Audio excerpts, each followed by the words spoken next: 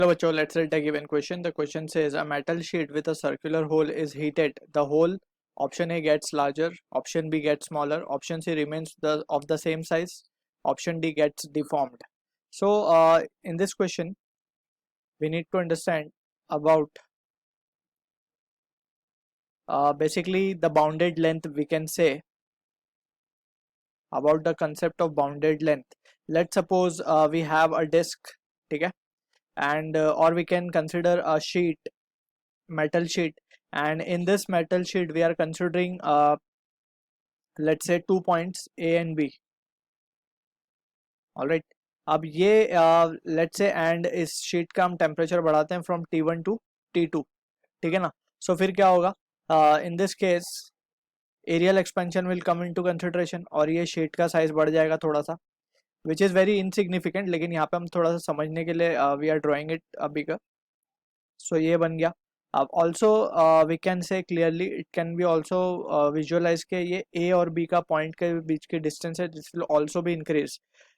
इसमें कंडीशन ये है कि मटेरियल जो है ये डिस्क का मटेरियल एंड जो पॉइंट हमने कंसिडर किए should be of the same material, ठीक है. So in that case we can say अगर मटेरियल एक्सपांड कर रहा है so the point on the material will also expand.